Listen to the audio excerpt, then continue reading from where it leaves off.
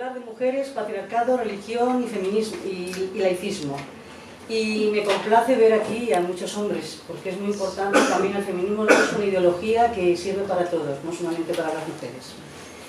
Tenemos que comenzar separando lo que es sexo biológico y género, porque hay un confusionismo muy grande. Es decir, que el sexo es una cualidad biológica que tienen todas las especies de nuestro planeta, y el género es una conformación cultural que se establece para diferenciar lo que debe de hacer el hombre y lo que debe de hacer la mujer, el rol determinado de cada. Por lo tanto, nada tiene que ver lo uno con lo otro. El género, el comportamiento de género se ha establecido hace muchísimo tiempo, es inmemorial. Ahora ya entraremos en ello en el patriarcado. Igual que se ha ido haciendo, formando y estructurando y, en fin, amasando con el tiempo, pues se puede desestructurar también. Es decir, que como es un componente cultural a través, o sea, de todos los, y de todas las regiones, porque generalmente más o menos el tema de hombre y mujer está en todos los sitios igual, se puede ir cambiando si de verdad la sociedad, el hombre y la mujer así lo deciden, ¿no?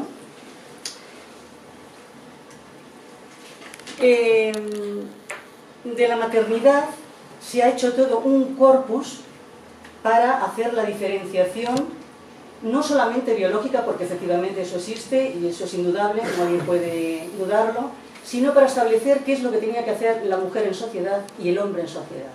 La maternidad, el amamantar a los hijos, pues se ha ido apartando a la mujer desde los comienzos, a decir, tiene que estar en casa, tiene que estar en el hogar, y el hombre es el que tiene que salir al exterior, ¿no? Entonces, para saber cómo se ha creado esto, tenemos que ir a la creación del patriarcado. Porque para hablar de laicismo hace falta hablar de religión. Y para hablar de religión hace falta irnos al patriarcado y saber cómo se ha compuesto toda la sociedad que tenemos establecida. La creación del patriarcado, como ya he dicho, es decir, se establece a través de, sobre todo, de la maternidad, ¿no? Que se le da una importancia tremenda. El patriarcado se basa en el androcentrismo. ¿Qué quiere decir esto? El androcentrismo es que se da la centralidad al hombre, y la mujer queda relegada, como ya hemos dicho, ¿no? Y claro, todo esto, bueno, pues ¿cómo nos viene? De repente, ¿cómo se hace? Si ya decimos que el patriarcado es una ideología, ¿cuándo se establece? ¿Cómo se transmite a través del tiempo? Sabemos que la historia es la que se han ido escribiendo todas las cuestiones, pero lo han hecho siempre los hombres. Y por lo tanto se ha obviado siempre la parte de la mujer, la historia de la mujer se ha obviado, y el hombre siempre ha contado sus batallas, sus guerras, sus triunfos, sus conquistas, y la mujer siempre ha sido la que le ha acompañado o la que se le ha marginado, ¿no? Hasta hace poco los historiadores, como ya sabemos, han sido hombres, sacerdotes, como sabéis, que se metían en los monasterios y se ponían a transcribir todos los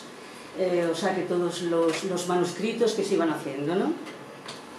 En ese sentido, la antropóloga Gerda Lerner es antropóloga y además es historiadora también estadounidense, hace poco que ha muerto, hace un año y pico aproximadamente, no llega a 2. Ella establece que la creación del patriarcado se hace entre 6.000 años, 4.000 años antes de nuestra era. Es decir, en el Neolítico, cuando se ha establecido una revolución y se pasa de las sociedades recolectoras y cazadoras a la sociedad neolítica. Ya se van asentando en grupos humanos, ¿no? Ella lo establece en Mesopotamia, es donde ha estudiado todo el evento. A través de la escritura, como sabemos, la escritura cuneiforme se inicia en Mesopotamia, unas tablillas, y ahí se empezaron las primeras escrituras. Ella establece que es a partir de que se derrotan a todas estas, el politeísmo, todas estas diosas y dioses que establecían pequeños, es decir, la diosa pues Ceres, la diosa, el dios Sol, en fin, todas estas dioses y diosas se derrocan, y entonces se establece el monoteísmo, que son las religiones que más o menos conocemos nosotros, que son la judía, la católica, la cristiana primeramente, y la islámica. Luego hay otras, la hindú, en fin, otras, ¿no? Esto corre paralelo, efectivamente, a cuando ya se empiezan a establecer los grupos humanos, primeramente, pues en fin, en unos, podríamos llamar, no se podrían decir todavía unos poblados bien estructurados, sino poblados, se empiezan a dividir, o sea, que los trabajos entre mujer y hombre, pero al principio ella establece que en el proceso de recolección y de la caza se establecía algunos quieren pensar o se dan muchos simbolismos sobre las amazonas, pero en fin es un mito, parece ser, eso no está muy bien estudiado. Se da una sociedad matrilineal, que es decir, muy paralelo, hombres, mujeres hacen por la vida en común, o sea, de la sociedad establecida. Ya se empiezan a domesticar a los animales y se empiezan a establecer ya unos ritos de control, es decir, los ritos de las primeras religiones y demás, ¿no? Entonces ella establece que el ejército, ya se están estableciendo pequeños ejércitos, religión, y luego ya más tarde, pero bueno, esto ya es un poquito más tarde, también los filósofos ahondan en esta educación patriarcal. Porque antecedemos que Aristóteles, luego ya es mucho más tarde, pero es uno de los filósofos griegos, él establece que la mujer es un hombre incompleto y por lo tanto pues no puede legislar, no puede dedicarse a la política ni a otros menesteres más que estar en la casa, ¿no? Tenemos en cuenta que el pensamiento, que es el que crea los conceptos, o sea, se van creando y se van conformando diciendo que la mujer ya a partir de ese momento tiene que estar en la casa, tiene que dedicarse poco a poco, porque efectivamente son procesos muy lentos, no es como ahora que se hacen los procesos rápidamente, ¿no? Eran procesos muy lentos, de miles de años, y entonces se va pasando a una sociedad en la cual ya se va diferenciando. Hay que decir también que hay un mito que hay que desterrar, que es el mito del hombre cazador. Cuando se dice, bueno, no, es que esto viene todavía de más atrás, el hombre se tenía que dedicar a la caza y la mujer entonces se tenía que dedicar al hogar, a la crianza de los hijos y demás. Aquí establece Gerda Lerner que efectivamente esto no es así, que las piezas de caza solían ser pequeñas, generalmente era muy raro hacer cazas de grandes animales, aunque en algunas películas muy mentirosas se vea que son mamuts y que van allí los hombres, en fin, podría ser alguna pieza, pero son piezas pequeñas de conejos, de ciervos, es decir, todas esas piezas que a veces incluso los adolescentes, los hijos, pues también apoyaban en esa tarea. Por lo tanto, hay que desmitificar un poquito el mito del hombre cazador, por lo menos ella intenta hacerlo. También otro antropólogo, Lévis Strauss, dice que este cambio de mentalidad, este cambio de conformar y de ir conformando las culturas, se debió de establecer cuando ya efectivamente están las sociedades ya sentadas, y en ese sentido, pues los grupos, diferentes grupos, tuvieron que hacer algunas concesiones y a la vez que se iba domesticando a los animales, se fue también haciendo con la mujer un cambio entre tribus o entre sociedades más primitivas con el fin de atemperar las guerras o de hacer ciertas alianzas. Y para él fue también por ese periodo de tiempo, sobre 4.000 años antes de nuestra era, cuando se empezó a cosificar a la mujer. Por lo tanto, coincide mucho con Gerda Lerner en ese periodo histórico que fue cuando...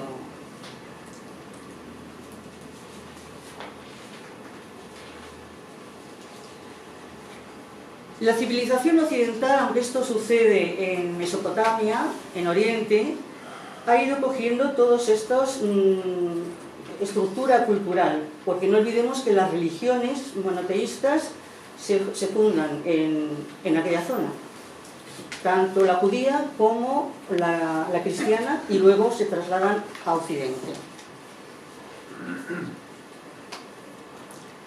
Las mujeres siempre se han encontrado con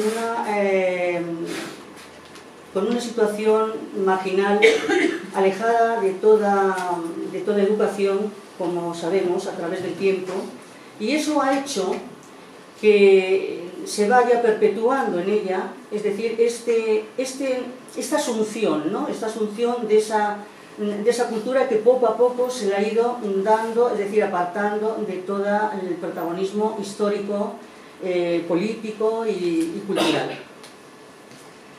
Entonces, bueno, ¿y cómo se ha construido eso, no? Como hombres y mujeres se han ido construyendo de una forma hasta llegar a una situación actual en la cual, que aunque efectivamente hemos conseguido ciertos derechos jurídicos, pero en cambio vemos como la mujer todavía es maltratada, es violentada y en muchísimos países es lapidada y, en fin, está teniendo que sí se puede denominar. Yo voy a hacer aquí, en fin, un inciso para estructurar que no es lo mismo violencia de género que terrorismo machista. Yo quiero... Un momentito. Por lo menos yo, es decir, se puede estar de acuerdo conmigo o no. Pero a mí me parece que no se puede dulcificar el lenguaje cuando se trata de que mujeres se las están matando permanentemente. En una década se han matado a 750 mujeres. Esto sin contar las que se han aterrorizado, que no han llegado a la muerte, sin contar tampoco las que a lo mejor se han suicidado porque no han podido, o aquellas mujeres que por el tráfico, o sea, de mafioso que se establece con ellas, por la prostitución, son también asesinadas. Vemos en muchos periódicos como pone, han muerto o se ha encontrado muerta, no, se ha asesinado a una mujer y antes de ser asesinada ha sido aterrorizada, ha sido maltratada, ha sido marginada. Bueno, pues, ¿cómo se ha introducido esta mentalidad? Ya vamos viendo cómo es a través del tiempo, poquito a poco. ¿Qué importancia tiene, es decir, los libros denominados sagrados? Los libros sagrados, ¿no? Cómo ahí se establece toda una mitología, todo un ideario colectivo que va cuajando en la mentalidad y va colonizando la mentalidad, sobre todo de las mujeres, porque el hombre, claro, es muchísimo más consciente de que él es el dueño a través de ese androcentrismo que se empieza a configurar, pero la mujer también va asumiendo esa pasividad y ese puesto que se le pretende dar en la sociedad. Observamos cómo el aliento de la vida se dice que Dios hizo la luz, Dios hace la creación, pero fijaros bien la importancia que tiene cuando en la Biblia se dice que la mujer nace de una costilla del hombre. Eso yo creo que es el mito más relevante y la mentira más relevante para, es decir, empezar a enraizar ya que decir la mujer es inferior al hombre. O sea, la mujer ha nacido del hombre. Dios, es decir, crea al hombre y la mujer nace de una costilla de Adán. Entonces hay todo eso, como ahora más recientemente Geber decía que una mentira repetida 1000 veces se convierte en verdad, pues eso, repetido a través de los milenios y milenios, pues parece ser que está muy asumida todavía por la sociedad. Los libros sagrados, como ya sabéis, es la Biblia, que es un libro que, bueno, que lo dice el libro, tiene 66, en fin, libros que son capítulos, están divididos en el Antiguo Testamento y en el Nuevo Testamento. Pero eso nos viene también de la religión judía, porque la Biblia está hecha, es decir, los primeros libros judíos, o sea, son la Biblia, es decir, que compartimos ciertos libros con los judíos. Es decir, nuestra educación religiosa es judeo-cristiana. Si nosotros tenemos, es decir, los cristianos, que luego se transforma la religión en católica, el Nuevo Testamento, los judíos tienen el Talmud, que es luego ya una agregación posterior y es cómo se va conformando todos esos libros ya denominados sagrados, que de sagrados no tienen nada, por lo menos para las mujeres, ¿no? Tenemos en cuenta que cuando hablamos de patriarcado, Abraham, que fue el primer patriarca judío, es de 4000 años antes de nuestra era. Por lo tanto, vemos cómo esa fecha simbólica que se pone entre 6000 años y 4.000 años antes de nuestra era, se va completando todo lo que tiene, o sea, lo que dice la antropóloga Gerda Lerner con Lewis Strauss, y efectivamente que es una realidad que habrán. Por eso se llaman tanto las religiones cristianas como la islámica y la judía, se llaman religiones brahmánicas.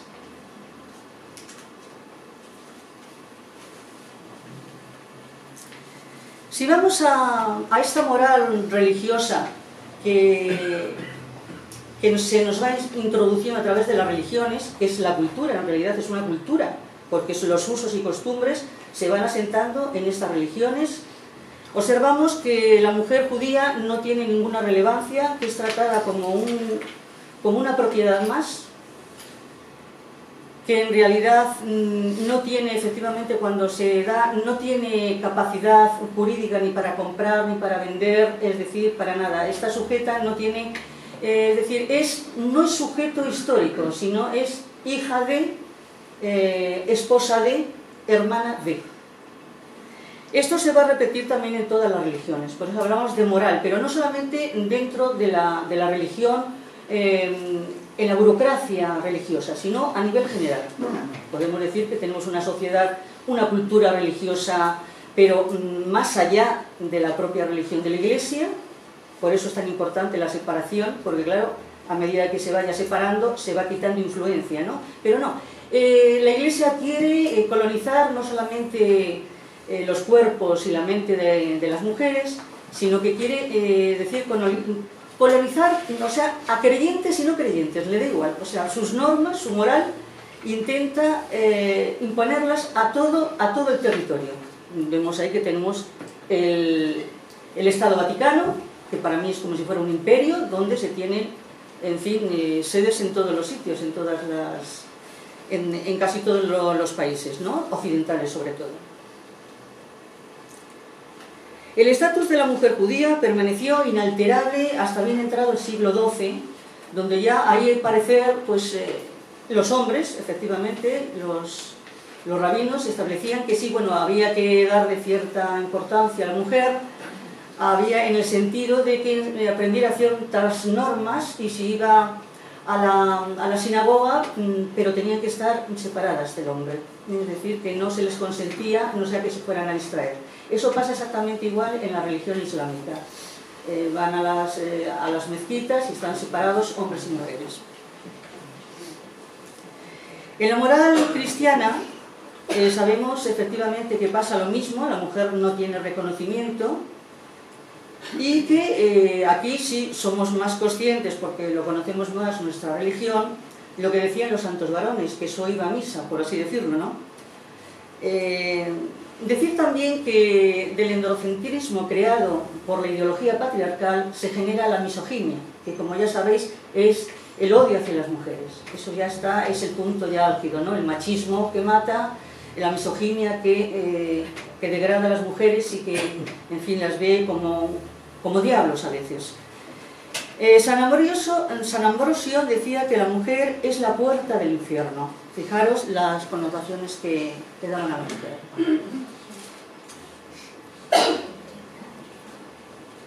San Pablo decía que Dios es la cabeza del hombre y el hombre la cabeza de la mujer. Por eso la mujer tenía que ir tapada la cabeza o rapada también. Esto también lo coge la moral de la religión islámica. Es decir, con eso de tapar la cabeza, aunque algunos dicen que eso no tiene nada que ver, pero en fin, eso todos los santos varones, pues al parecer se van dando la mano para dejar a la mujer marginada en todo momento.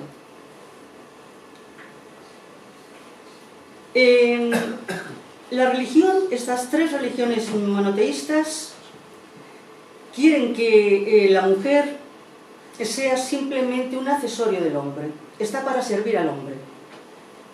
Pero además quieren que se sienta feliz con ello. Es decir, no vivir para ellas, sino vivir para el otro. Vivir para los hijos, vivir para el marido, vivir para, en fin, para todo, para el anciano, para cuidarle, pero nunca para ella. Es decir, es la auxiliar del hombre. Y eso lo dice también Juan de Antioquía, que veía también en la virginidad, en la virginidad de la mujer veía el estatus perfecto de la mujer. Virginal, santa o madre. Y la maternidad efectivamente no tenía nada que ver con la sexualidad, eso era simplemente para la procreación. Y la virginidad para este santo era de tal grado, era tan elevada, que no se le podía pedir al varón, porque el varón efectivamente tiene otra pulsión, y para el varón pues se tenía que determinar que había ese otro tipo de mujeres con las que podía desfogarse si no se desfogaba con la esposa, porque el varón era otra cosa. Para este hombre también la maternidad era tan importante que la mujer, si no podía, bueno, para él, esto es las frases que dicen los más ilustres, porque eran para todos, es decir, si la esposa no podía tener hijos, se la podía repudiar perfectamente. Es decir, una mujer que no sirviera para estas tres cuestiones que hemos hablado, es decir, para ser santa, para ser virgen o para ser madre, había que repudiarla, no valía. O sea, no valía, había que tirarla, ¿no?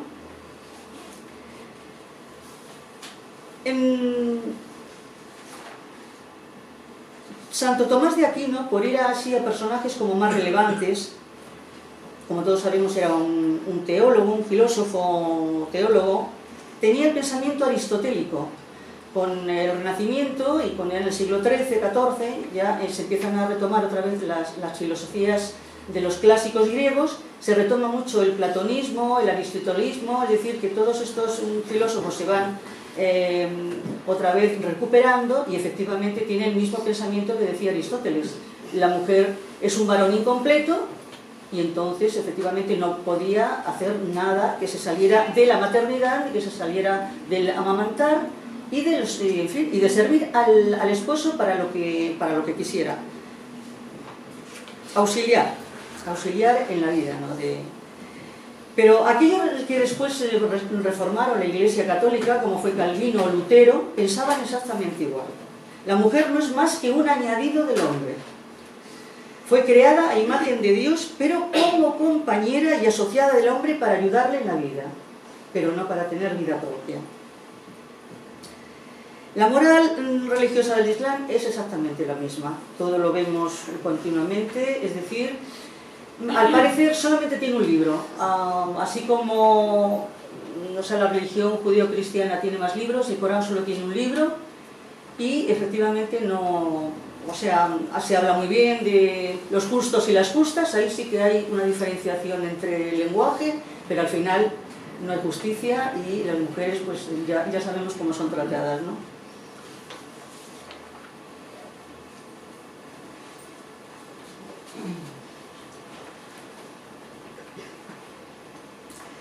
Pero esto, es decir, es la moral que se establece en toda la sociedad en general, ¿no?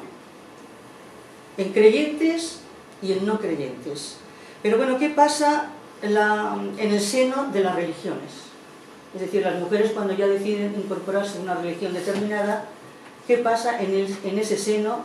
Porque claro, la iglesia es una cosa y luego, es decir, lo que es la religión es otra, que es una comunidad de personas que se agrupan en torno a unos mitos, a unas creencias y demás, pero luego ya la iglesia es una estructura jerárquica donde sabemos que ahí las mujeres no tienen nada que hacer en ninguna religión.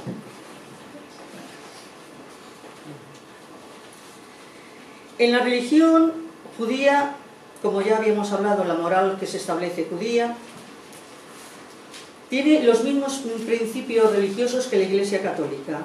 Las mujeres no pueden participar, como ya sabéis, en los ritos, ni de la misa, ni de, en fin, de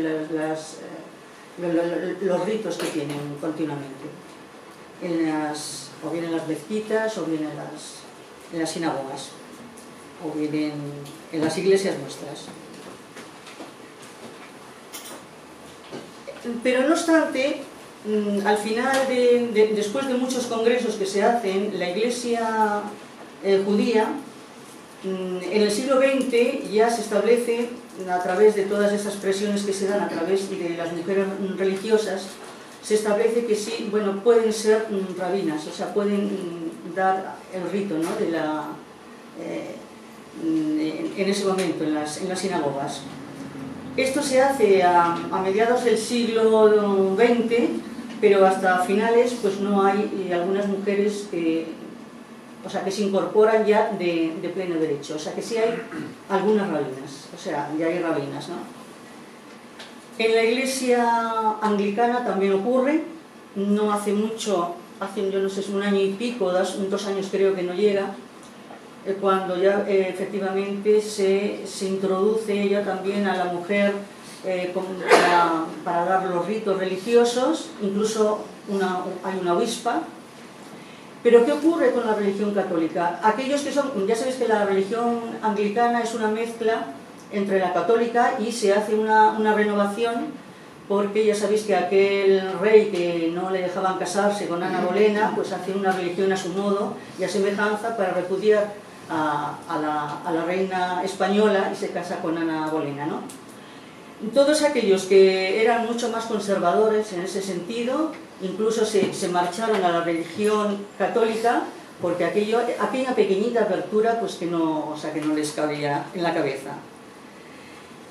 Como ya sabemos, la religión católica ni siquiera eso. Es decir, estamos todavía que, como ya sabemos, las mujeres sirven para, en fin, limpiar, asistir a los... no sé si habréis visto la película Camino. Sí. Pues ahí se ve muy claramente cómo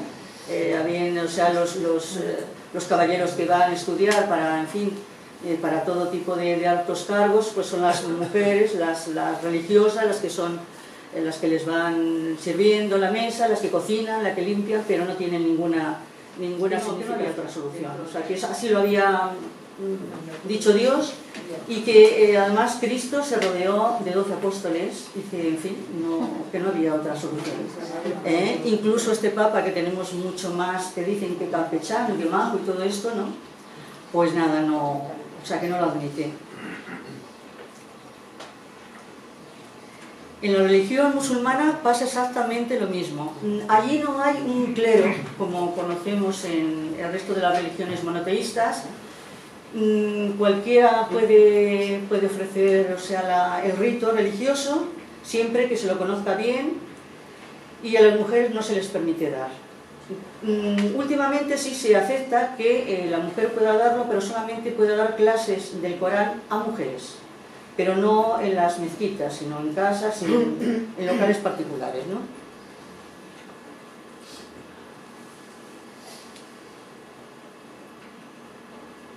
Claro, toda esta situación de aislamiento de la mujer, de marginación, dentro de las religiones, dentro de la Iglesia, ha dado un movimiento que se denomina feminismo de las religiones, en las tres grandes religiones, que bueno, pues en fin, es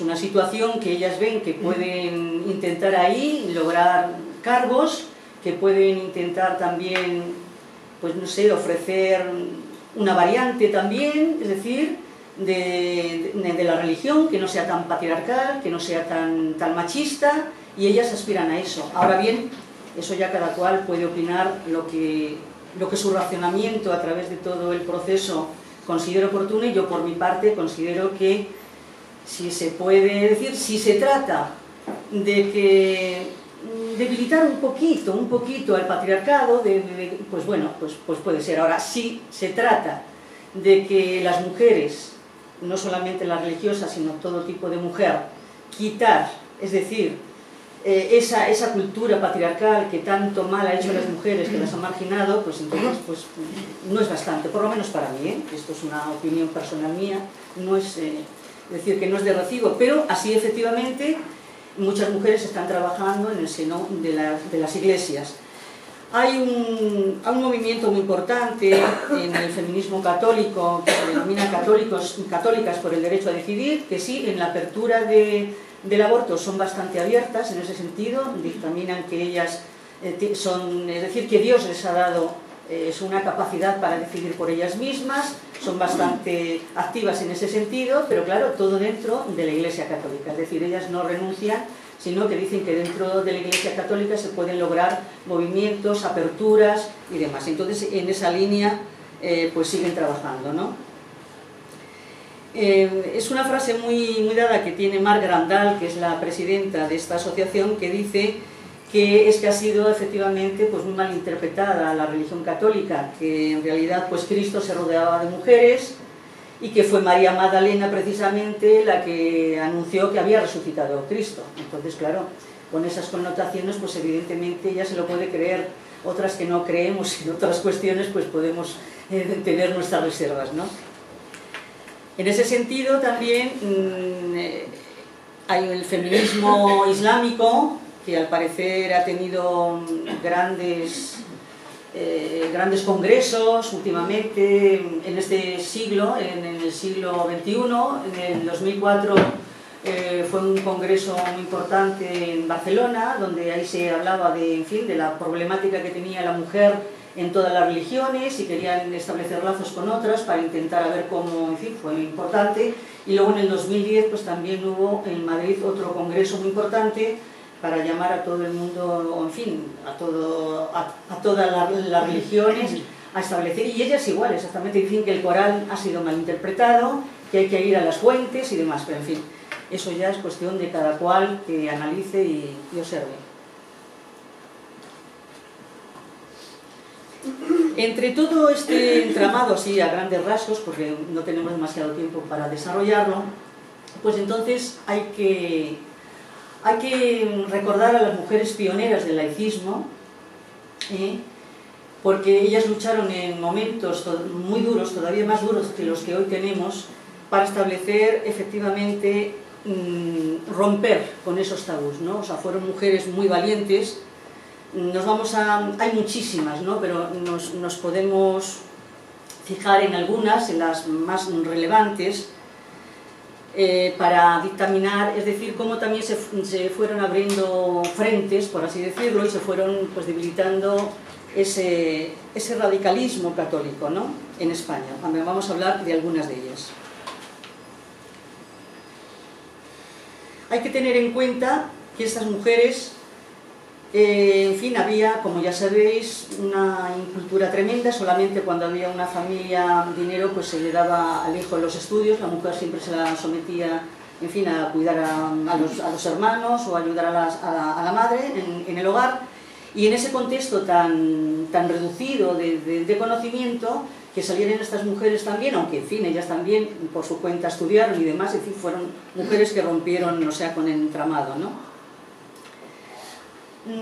Una cosita que sí quiero decir, Hipatia, que yo he pensado ponerla ahí, pero vamos, que no ha sido posible, recordar cómo efectivamente cuando la mujer se salía de los límites que la Iglesia marcaba, o bien se la mataba, o en fin, o se la hacían perrerías, Hipatia, si habéis visto la película, cómo es degollada, porque precisamente había una rivalidad entre el Estado en el siglo IV y Hipatia de Alejandría, que era una mujer culta, una mujer filósofa, en fin, matemática, y cómo se la exterminó.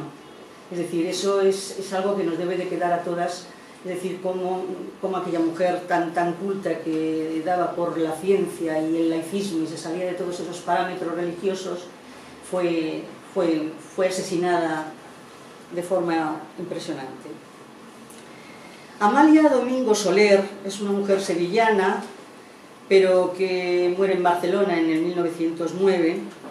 Era una mujer de origen muy humilde, que le cuesta mucho salir adelante porque además perdió bastante la vista y tuvo que tener unos tratamientos muy severos para poder, o sea, restituirla. Fue una mujer que luchó, ella era espiritista, es decir, que no se salía de la norma católica, pero sí rompía con la establecida, por esto también, o sea, la llamaron pues el fin de todo, porque se salió de los parámetros. Quizás es la que más todavía está pegada al catolicismo, pero efectivamente rompiendo ciertos... Fue una mujer muy humanitaria, que precisamente, como se quedó huérfana a muy temprana edad, ella con la madre, pues en fin, se ayudaban la una a la otra, y ella se dedicó a lo que le gustaba, es decir, a todo conocimiento cultural, a todo conocimiento a ayudar, era muy caritativa. Y cuando la madre murió, como ella estaba muy delicada de salud, su familia dijo que lo mejor que podía hacer era meterse a monja o casarse. O sea, no había, efectivamente, como ya hemos dicho anteriormente, no había más salida para uno. Ella se negó y efectivamente consiguió, escribió artículos de todo tipo. Ella era masona, o sea, la masonería parece ser que en aquel momento era la única salida para todas las personas que se querían salir, o sea, de esa caverna que existía, que todavía existe, en fin, está un poquito debilitada, pero todavía existe muy, muy fuerte. Y entonces, pues ella no hizo nada y efectivamente tiró y estuvo siempre dedicada a los pobres, en fin, a ayudarles en todo, en asociaciones de sordomudos, y estuvo, o sea, que muy dedicada a todo ello, ¿no? Desafió las iras clericales y proclamó, pese a eso que ella era espiritista, proclamó la libertad de conciencia, una palabra clave, no la libertad religiosa, sino la libertad de conciencia, incluso para no creer, evidentemente, aunque ella decía que todas las personas creyentes, no creyentes, de las creencias que fueran, tenían que unirse para hacer un mundo mejor y, en fin, más humano, ¿no? Creó el nivel rojo, que era como una cruz roja laica e independiente.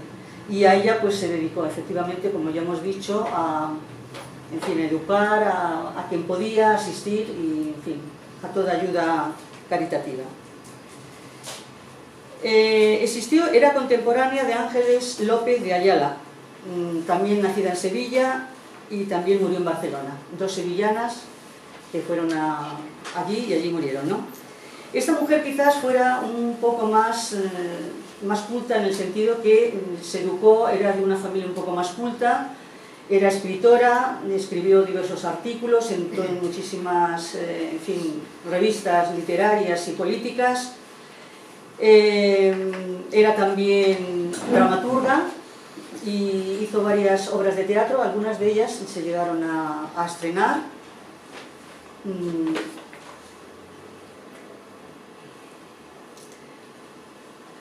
Juntamente ella, y luego después hablaremos un poquito también de Teresa Claramunt, las tres, es decir, Ángeles López de Ayala, Amalia Domingo, y formaron la Sociedad Autónoma de Mujeres, que fue una gran sociedad feminista de mujeres de la época, en 1892, y hicieron el primer congreso un año más tarde. Las tres formaron, o sea, una gran asociación que luego más tarde, en fin, harían grandes movilizaciones sociales. Ellas siempre proclamaban que tenían que salirse de los cauces patriarcales que imponía la Iglesia, sobre todo López de Ayala, Ángeles López de Ayala, y también de los hombres, es decir, del matrimonio, de todas las normas patriarcales del matrimonio, que sea por ellas mismas, ¿no?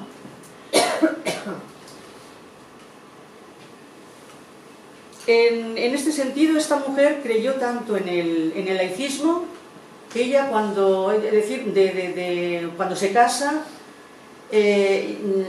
van a Barcelona, o sea, primero pasan por Madrid con el marido, luego después se van a Barcelona y allí crean una escuela laica donde llegan a agruparse 8.000 personas en muy poco tiempo.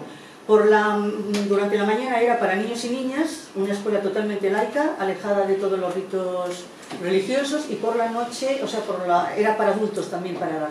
O sea, que tiene un gran sentimiento educativo y pretende ponerlo, o sea, en práctica, ¿no?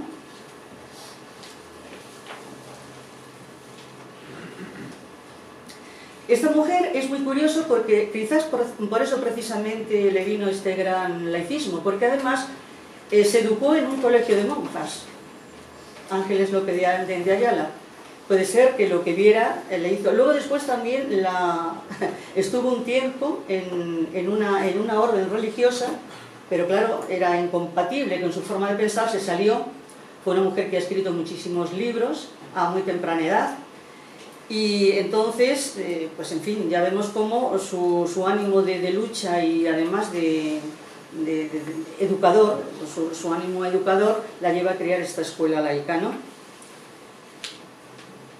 Fijaros bien, ella consiguió, es decir, con todos estos fundamentos, con toda esta educación, fue una mujer muy luchadora y consiguió hacer una gran manifestación con 20.000 mujeres.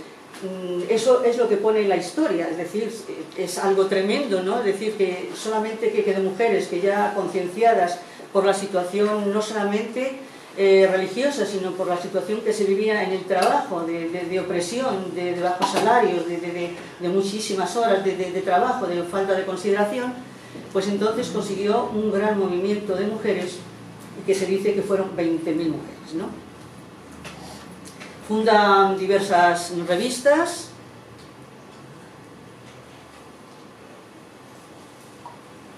y entonces, pues nada, con Teresa Claramunt, también una mujer, una luchadora que fue torturada sin ningún motivo, porque se la cogió también en varias situaciones. Ella era una gran luchadora y luchó por, en fin, por la jornada de 8 horas.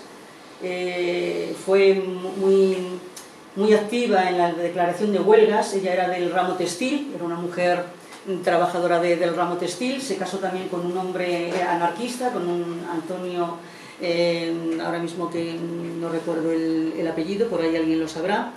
Entonces hicieron una gran movida en Barcelona y por fin fue apresada varias veces, ¿no? Recordaréis también los sucesos también que se dieron en el Palacio de Montjuïc, que se hicieron unas explosiones, que se pusieron unas bombas y la culparon, entre otros, la culparon a ella.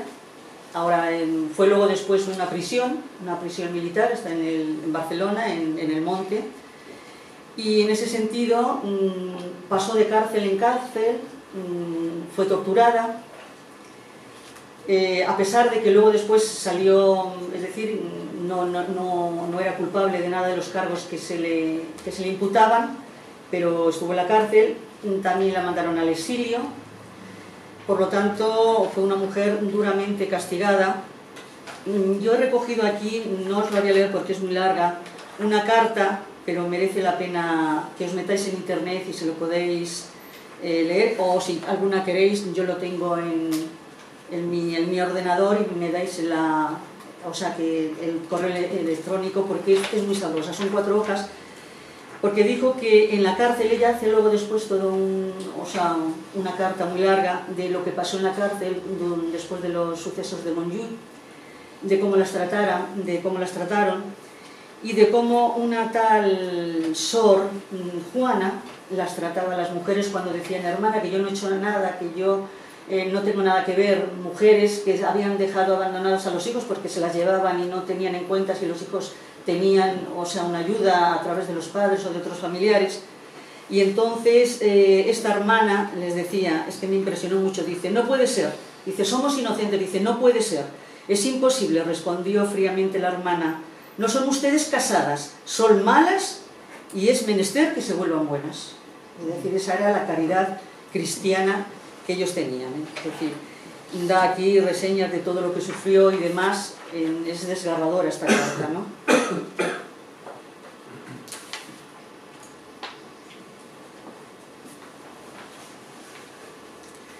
Pues bien, estas 3 mujeres efectivamente fueron unas de las pioneras del laicismo y lucharon contra todo este clericalismo que estaba, en fin, más afianzado todavía que hoy en día.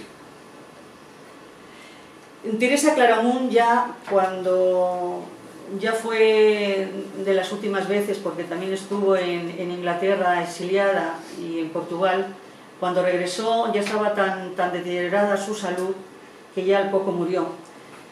Fallece el 11 de abril de 1931 y fue enterrada el mismo día que se declara la República, el 14 de abril. Y ahora vamos con otra mujer también que quizás no es tan conocida. Yo la descubrí el año pasado, que me pareció interesantísima, Belén Sárraga. Esta mujer nace en Valladolid y muere en México en 1950. De Belén Sárraga es considerada una trabajadora del feminismo y del laicismo, Fue además gran defensora del panamericanismo, es decir, incluso dijo, en fin, que Cuba tenía que ser libre, es decir, que en aquellos momentos, o sea, decir ciertas cosas eran, pues en fin, barbaridades no solamente para el gobierno español, sino además para la Iglesia, ¿no? Dicen que se conocen muy pocos datos de esta mujer, pero Federica Montseny la calificó de libre pensadora republicana y perfecta representante de los sectores más avanzados del pensamiento obrero y anarquista español.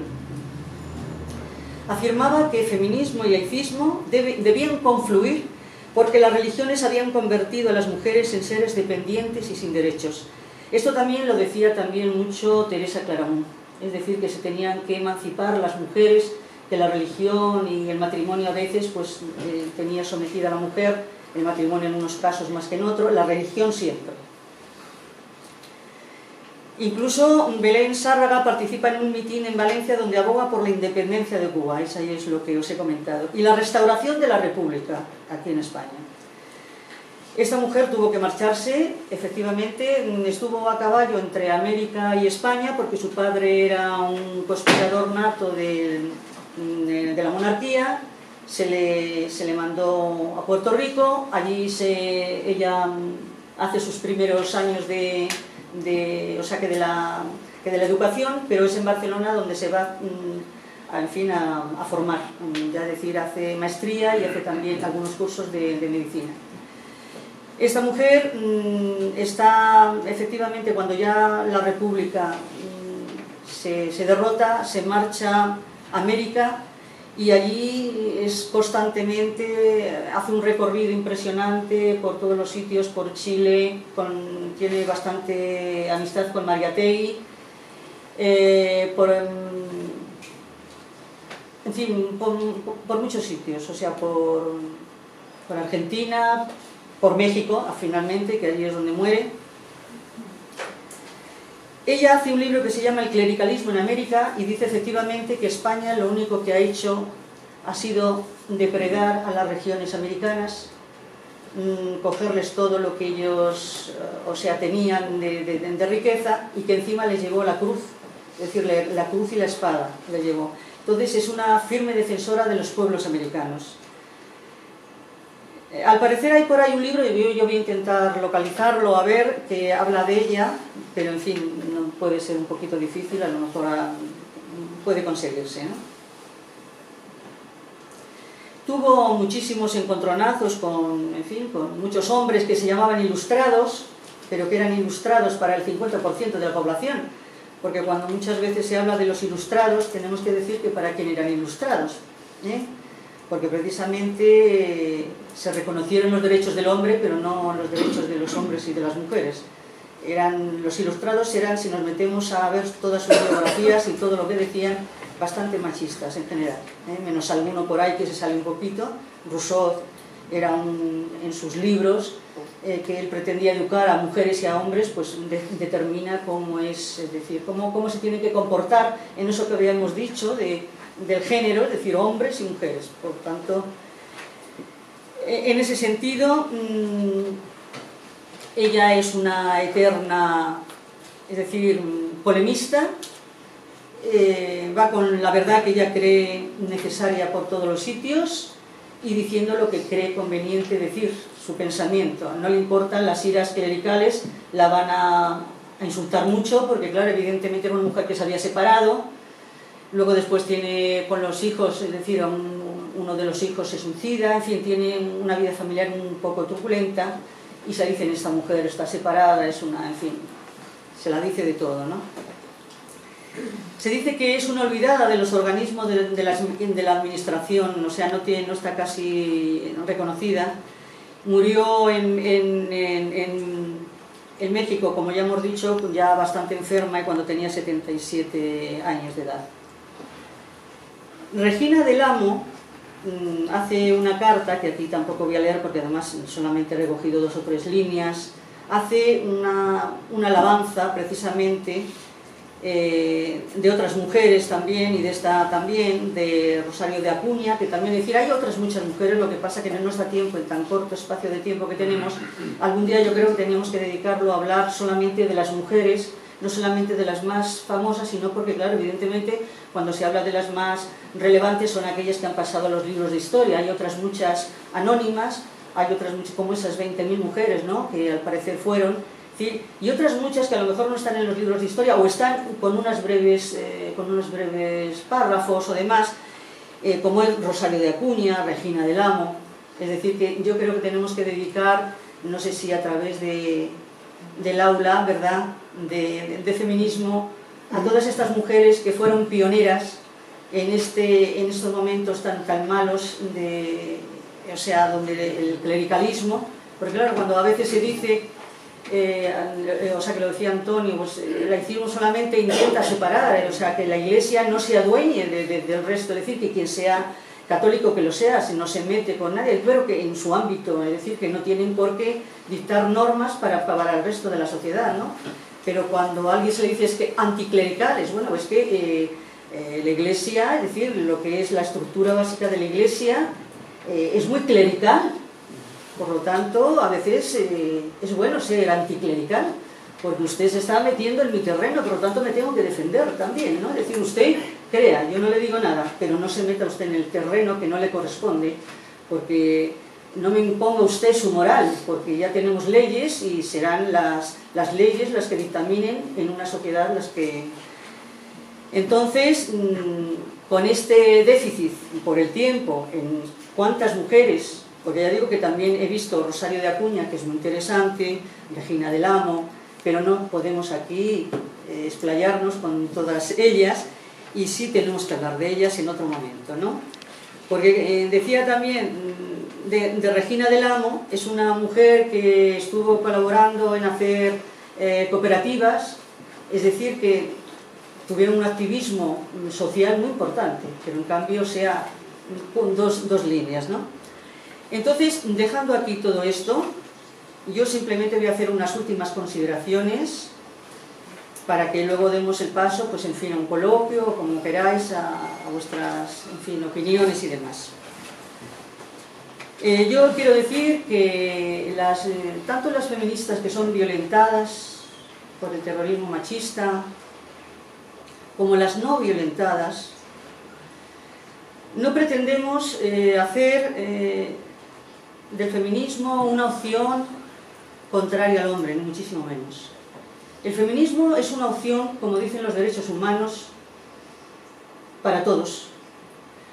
Si nos educáramos todos en el feminismo, yo creo que seríamos todos muchísimo más cordiales los unos con los otros, nos reconoceríamos todos, no unos auxiliares de otros, como los santos varones nos han dicho y la Iglesia nos induce a ello, que en realidad sería un mundo muchísimo mejor, no serían los pueblos imperialistas y serían depredadores de otros inferiores o más débiles, porque en definitiva es eso todo, el patriarcado. Es una opción de fuerza, de colonizar al otro, de hacer del hombre y sobre todo del poderoso el androcentrismo, su centralidad, la misoginia, pero en realidad de ver a la mujer como simplemente un auxiliar para, en fin, para lo que ellos consideren oportuno, ¿no?